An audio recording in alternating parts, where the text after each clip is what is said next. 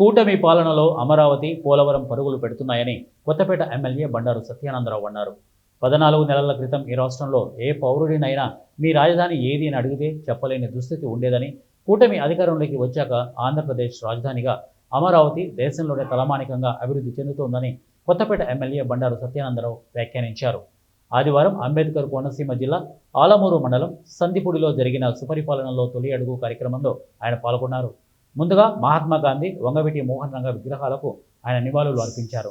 స్థానిక రైతులు విద్యుత్ సమస్యలపై ట్రాన్స్ఫార్మర్ కొరకు అభ్యర్థించగా అప్పటికప్పుడే విద్యుత్ శాఖ అధికారులతో మాట్లాడి సమస్యను పరిష్కరించాలని సూచించారు. అనంతరం ఇంటింటికి వెళ్లి కూటమి పాలనలో జరుగుతున్న అభివృద్ధి, అందుతున్న సంక్షేమ పథకాల గురించి వివరించారు. వాళ్ళు సంతృప్తి పడుతున్నారండి. తల్లికి వందనం డబ్బులు మాకు ఇద్దరు పిల్లలు ముగ్గురు పిల్లలు మీ షాప్ దగ్గరకు వచ్చిన వాళ్ళు అందరూ అనుకుంటూ ఉంటారు సంతృప్తిగా ఉన్నారు వాళ్ళు. ఓకే. అలాగే గ్యాస్ సిలిండర్ డబ్బులు కూడా వాళ్ళు అడగలేదు, అడగకపోయినా 3 గ్యాస్ సిలిండర్లు ఇస్తాను ఫ్రీగా అని చెప్పి 2 వాటికి డబ్బులు వేశారు. పెన్షన్ ఏమో వచ్చిన వెంటనే 1000 రూపాయలు పెంచి జరిగిపోయిన 3 నెలలు కూడా కలిపి ఇచ్చారు. ఆయన అధికారంలో రాకముందు 3 నెలలు కూడా కలిపి ఇచ్చారు.